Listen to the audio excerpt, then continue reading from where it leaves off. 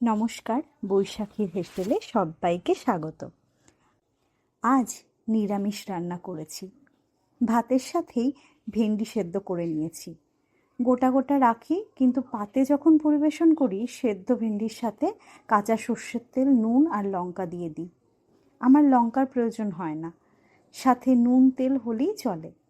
শিলে পোস্ত বেটেছি, রসুন, নুন, লঙ্কা দিয়ে, মানে কাঁচা লঙ্কা দিয়ে।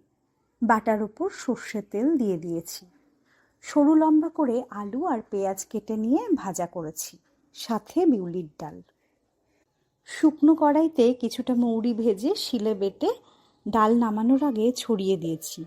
এতে খুব সুন্দর গন্ধ আর টেস্ট হয়। এঁচোড় আলুর তরকারি করেছি, একটু রসিয়ে কষিয়ে রান্না করেছি, আর কাঁচা আমের টক মিষ্টি চাটনি। নিরামিষ খাবার সাথে চাটনি না থাকলে ঠিক পূর্ণ হয় না। চাটনিটা থাকলে খাবারের তৃপ্তির আলাদা একটা মাত্রা আনে বলে আমার মনে হয়। কিন্তু সব সময় তো আর সম্ভব হয় না, যখন পারি তখন করি। ব্যাস, এই হলো আমার আজকের দুপুরের রান্না। কেমন হয়েছে বলবে কিন্তু। যারা আমার বৈশাখীর হেসেলের পরিবারের সদস্য, মানে সাবস্ক্রাইবার বা ফলোয়ার, তাদেরকে হার্টলি থ্যাংক ইউ। তোমরা আছো বলেই এই পথটুকু এগোতে পেরেছি।